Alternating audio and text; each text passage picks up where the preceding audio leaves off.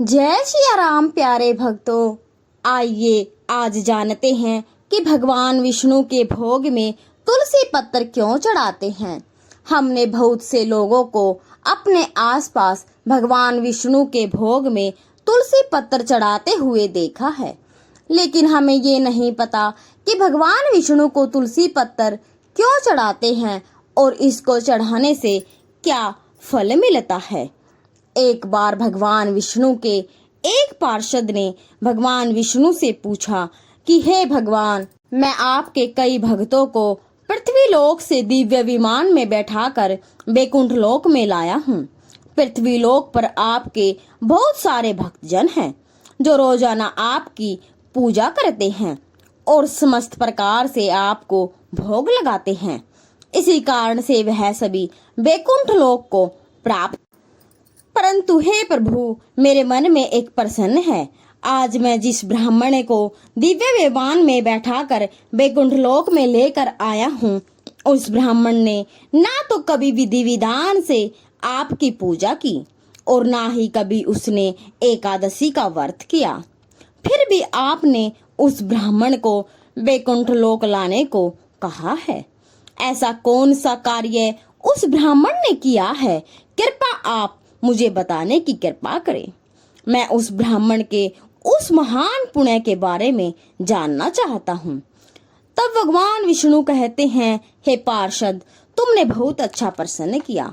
वह ब्राह्मण निश्चित ही बैकुंठ लोक आने का अधिकारी था। इसी कारण हमने उसे बैकुंठ लोक में लाने की आज्ञा दी। तुम्हारी इस शंका को हम दूर करते हैं। इसके लिए हम तुम्हें एक कथा सुनाते हैं, तुम उस कथा को पूरी सुनना। फिर भगवान विष्णु कहते हैं कि प्राचीन समय की बात है। एक देश में राजा एक चक्रवर्ती सम्राट राज्य करते थे। उनके राज्य में कोई भी मनुष्य दुखी नहीं था। उनकी सारी प्रजा अत्यंत सुखी थी। महाराजा ने कितने ही यज्ञ किए जिनकी कोई गणना नहीं की जा सकती। उन्होंने ऋषि मुनियों के लिए नदी के किनारे अनेक आश्रम बनवाए, यज्ञ आदि धार्मिक कार्य कराने के लिए कई स्थान करवाए और अनेक पोखरे खुदवाए। फिर एक दिन महाराजा भगवान विष्णु के मंदिर में गए और जाकर भगवान विष्णु की विधि विधान से पूजा की और उन्हें माणिक, मोती, स्वर्ण, हार से बने हुए कई प्रकार के आभूषण चढ़ाए और अनेक प्रकार के फूलों से उनका पूजन किया और उन्हें प्रणाम किया। और प्रणाम करके वे मंदिर में खड़े हो गए। तभी उस मंदिर में एक गरीब ब्राह्मण आता है जो कि उसी नगर का निवासी था। उसके हाथ में पूजा की सामग्री और तुलसी के पत्ते थे।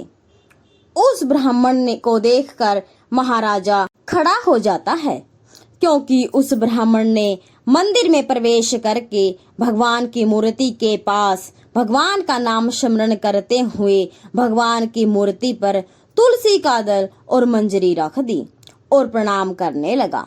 महाराज पहले तो मणिक, मोती तथा स्वर्ण के आभूषणों से भगवान की पूजा की थी। वह उस ब्राह्मण के तुलसी पत्र के नीचे ढक गए, जिसे देखकर महाराज को बड़ा क्रोध आया और कहने लगे कि हे ब्राह्मण, क्या तुम्हें दिखाई नहीं दे रहा? हमने भगवान की पूजा विधि विधान से की है। इन पर मोती और स्वर्ण से बने हुए आभूषण चढ़ाए हैं और तुम इस मूर्ति पर ये तुच्छ पत्ते डालकर शोभा क्यों बिगाड़ रहे हो? बताओ, तुमने ऐसा क्यों किया? मुझे तो ऐसा जान पड़ता है कि तुम बड़े ही मूर्ख हो। इन स्वर्ण आभूषणों से भगवान की मूर्ति कितनी शोभा पा रही थी और तुमने इस शोभा को बिगाड़ दिया। किंतु तुमने तो पूजा स्थल को भी गंदा कर दिया। क्या तुम्हें इतनी भी समझ नहीं कि भगवान की पूजा कैसे की जाती है? फिर वह ब्राह्मण कहने लगा कि हे राजन, आपको ही भक्ति का कुछ पता नहीं है। आपको आपके धन पर बड़ा घमंड है, इसलिए आपको तुलसी के पत्ते तुच्छ लग रहे हैं। फिर महाराज कहने लगे कि ब्राह्मण, तुम किस बात का घमंड कर रहे हो? लगता है तुम्हें हमारी भक्ति और ज्ञान पर भरोसा नहीं है। अगर तुम भगवान को इतने ही प्रिय हो, अगर तुम्हारी भक्ति इतनी ही सच्ची है और अगर तुम भगवान को प्रसन्न होते तो तुम इतने गरीब ना रहते।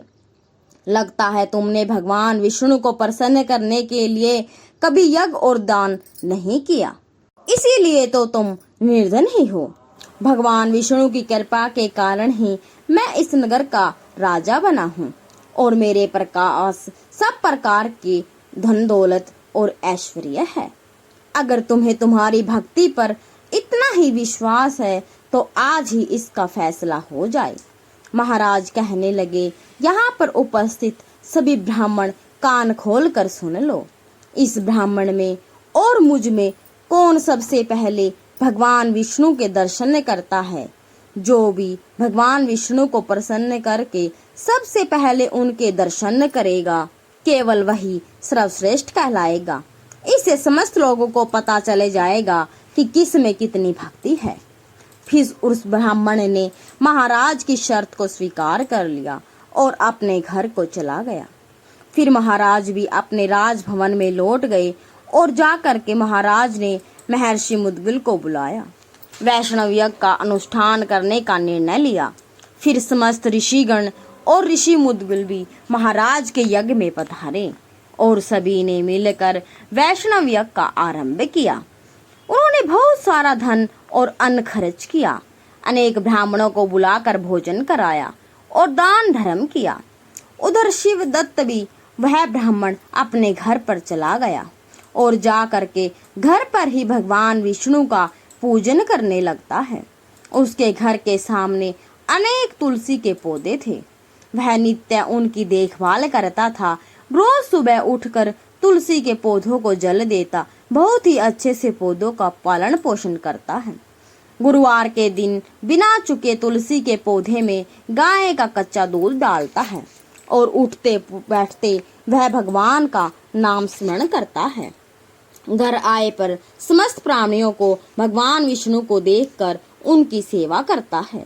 इस प्रकार से महाराज यज्ञ दान धर्म आदि से भगवान विष्णु का पूजन करने लगे और वह ब्राह्मण अपने घर पर ही तुलसी के पौधों को जल चढ़ाकर भगवान विष्णु का नाम स्मरण करते हुए उनकी भक्ति करने लगा। कुछ समय बीत जाने पर एक दिन वह ब्राह्मण ने नित्य कर्म से निवृत्त हो जाने के बाद भोजन तैयार किया और तुलसी को जल चढ़ाने के लिए चला गया। फिर जब उसने घर के अंदर जा करके देखा तो उसे भोजन नहीं मिला। ब्राह्मण ने देखा कि घर के अंदर से भोजन गायब है।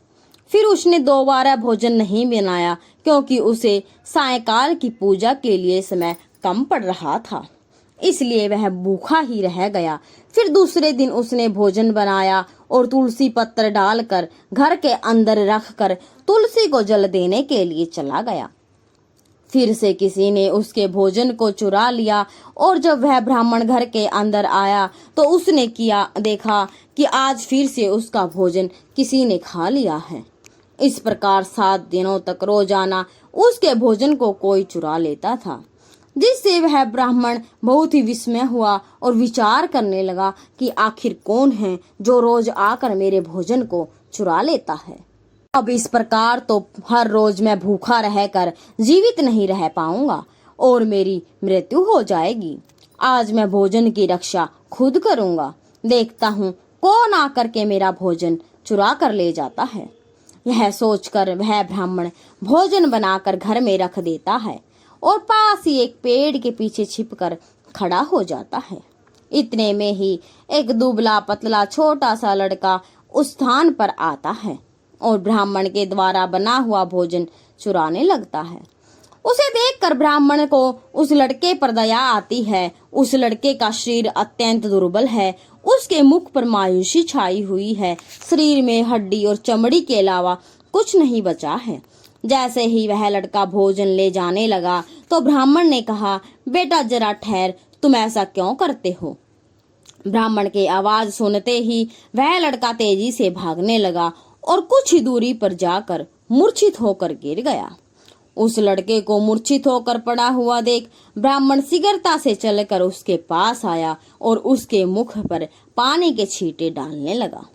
फिर कुछ ही देर में वह लड़का खड़ा होकर उस ब्राह्मण से बताने लगा। वह ब्राह्मण ने पूछा कि बेटा तुम बताओ कौन हो? तुम बहुत ही भूखे दिखाई पड़ते हो। यदि तुम्हें भोजन चाहिए तो मुझसे कह देते, मैं तुम्हें सारा भोजन दे देता। ब्राह्मण की बात सुनकर वह लड़का मुस्कुराने लगा और उसने अपना असली रूप धारण किया। वह लड़का कोई और नहीं बल्कि साक्षात भगवान विष्णु ही थे। हाथ में शंख चक्र गदा धारण किए हुए मस्तक पर सोने का मुकुट शोभा पा रहा था। अपने प्रभु को साक्षात अपने सामने खड़ा हुआ देखकर वह ब्राह्मण बहुत ही आश्चर्यचकित हुआ और वह भगवान को बारंबार प्रणाम करने लगा। भगवान विष्णु उस ब्राह्मण से कहने लगे, हे ब्राह्मण, मैं तुम्हारी भक्ति से अत्यंत प्रसन्न हूँ। तुमने रोजाना जो तुलसी की पूजा की, अपने द्वार पर आए हुए अतिथियों की सेवा की, जिससे मैं बहुत ही प्रसन्न हूँ। मैं तुम्हारी भक्ति से प्रसन्न होकर तुम्हें दर्शन देने के लिए आया हूँ। अब तुम इस दिव्य विमान में बैठकर बैकुंठ चलकर मेरे साथ वहीं पर निवास करो। इतना कहकर भगवान विष्णु वहां से अंतर्ध्यान हो गए। फिर वह ब्राह्मण दिव्य विमान में बैठकर बैकुंठ लोक को जाने लगा। तभी ब्राह्मण उस अपने घर की छत से उस देखता है कि दिव्य विमान में बैठकर वह ब्राह्मण बैकुंठ लोक को जा रहा है।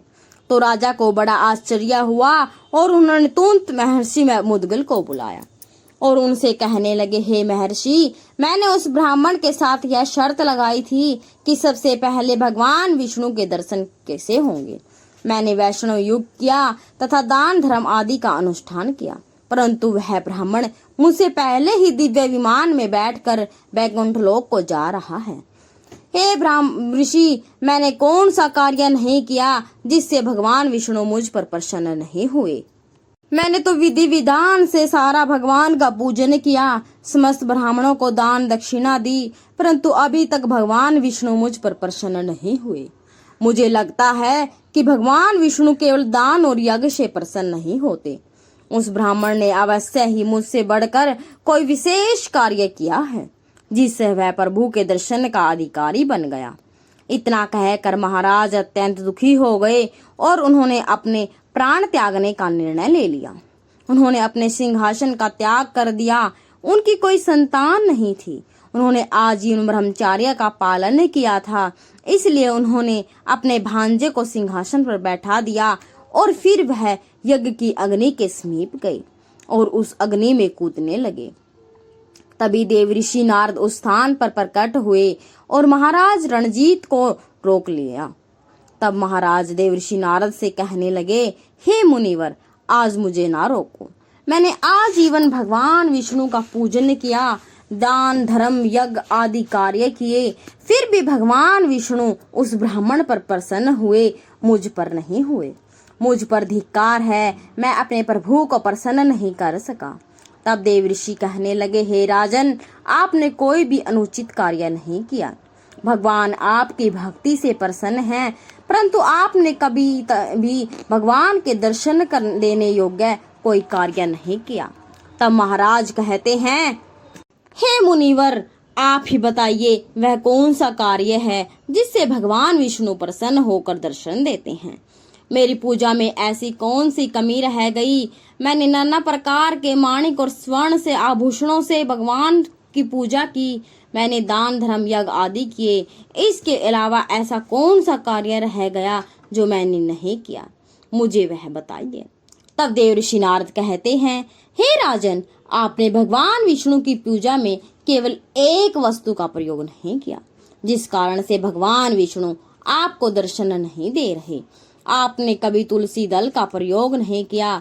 जब उस ब्राह्मण ने भगवान विष्णु पर तुलसी दल चढ़ाया तो आपने तुलसी के पत्र को मामूली पत्ते चढ़ाकर उनका अपमान किया। भगवान विष्णु को तो तुलसी के पत्ते सबसे अधिक प्रिय हैं। आपके सोने के आभूषण, माणिक मोती आदि धन संपत्ति और दान सब कुछ तुलसी के पत्तों के आगे तुच्छ है। यदि आप भगवान विष्णु को प्रसन्न करना चाहते हैं, उनके दर्शन करना चाहते हैं, तो आप उन्हें तुलसी के पत्र चढ़ाएं। भगवान विष्णु तुलसी पत्र के बिना किसी भी प्रकार का भोग स्वीकार नहीं करते। उस ब्राह्मण ने रोजाना सुबह उठ के तुलसी के पौधों की सेवा की है।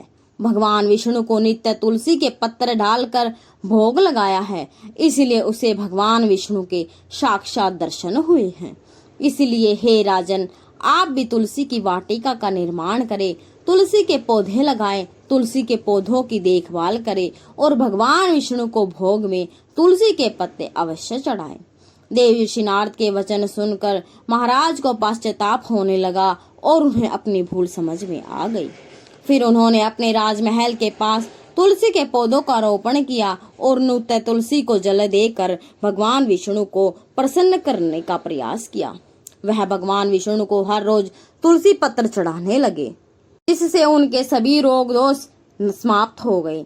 फिर एक दिन भगवान विष्णु ने महाराज को साक्षात दर्शन दिए और कहने लगे, हे राजा, मैं तुम्हारी भक्ति से अत्यंत प्रसन्न हूँ। तुम्हारे द्वारा चढ़ाए हुए भोग से भी मैं संतुष्ट हूँ, इसलिए अब तुम इस दिव्य विमान में बैठकर वैकुंठ लोक को चलो और मेरे साथ में निवास करो। फिर महाराज भी दिव्य विमान में बैठकर विष्णु लोक को चले गए। भगवान विष्णु कहते हैं, हे पार्षद, इस प्रकार से मुझे तुलसी के पत्र सबसे अधिक प्रिय हैं। केवल तुलसी के पत्र का भोग चढ़ाने के कारण ही उस ब्राह्मण को विष्णु लोक की प्राप्ति हुई। भगवान विष्णु के द्वारा इस कथन को सुन करके वह पार्षद अत्यंत प्रसन्न हुआ और भगवान विष्णु को बारंबार प्रणाम करने लगा। तो दोस्तों, यह कहानी आपको कैसी लगी? अगर कहानी पसंद आए तो चैनल को सब्सक्राइब और वीडियो को लाइक जरूर करें। जय श्री राम, जय श्री कृष्ण।